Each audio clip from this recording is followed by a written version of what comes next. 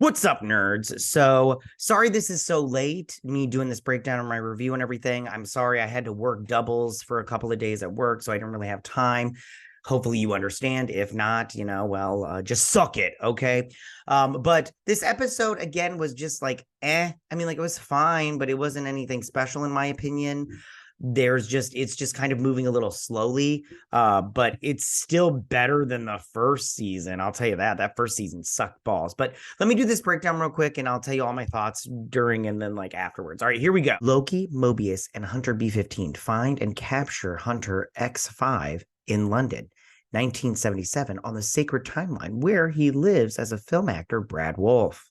This part was fine. I thought the guy that played Brad Wolfe looked better in the episode one than he does in this episode. He has that big coiffed hair, and I personally don't like the coiffed hair. I mean, what is this? The 90s? I just personally didn't like it, but it's fine. You don't need to please me with everything. I did like also that we got to see Loki use his powers in this episode. I think we need to see more of that. But I have a feeling they're not going to do that just because it costs more money to do all those special effects. But I did like seeing, that especially the illusion trick. There was three of them. I did like seeing that and everything. Under interrogation, he admits to abandoning Dox's mission and reveals Sylvie's location. I also liked this part because I think that the guy that plays Brad Wolfe, I liked seeing him get under Loki and Mobius's skin. He got them kind of angry, and I liked seeing that. And I also did like seeing the fact that Mobius doesn't want to know what his past life was like. And that makes me wonder, like, what did Mobius do that he doesn't want to go back to his old life or even know what happened?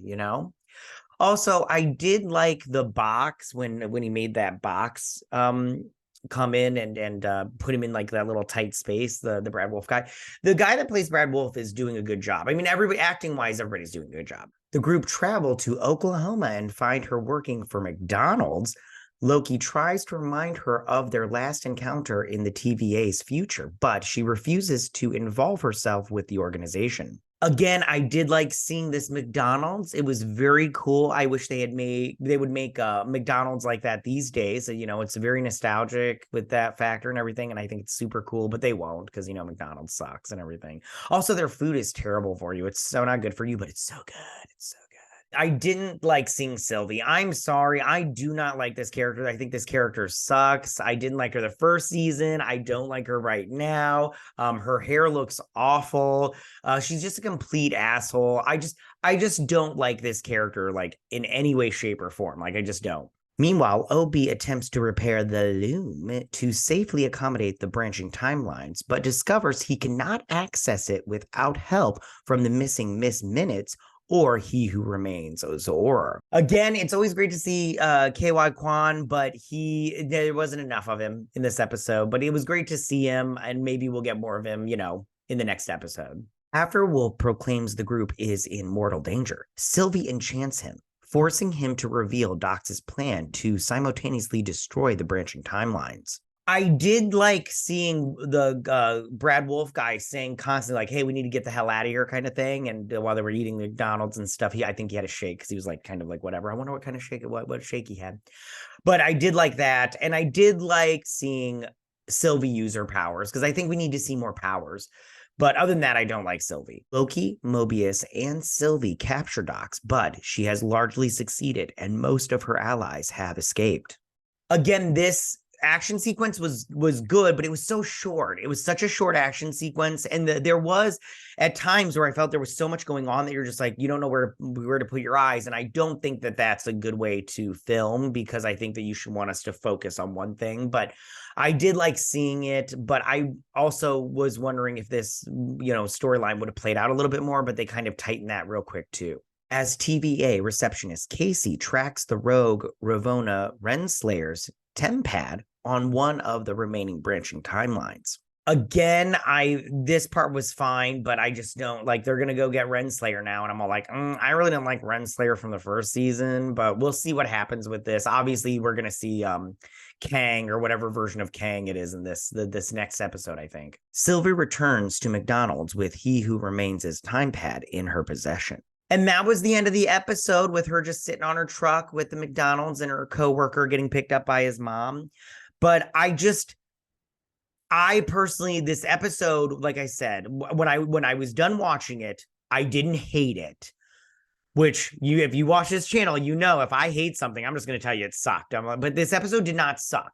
It just wasn't like anything like special, in my opinion. Like I didn't finish watching it and go, man, that was a waste of time. But I didn't finish watching it and going, man, what a good episode.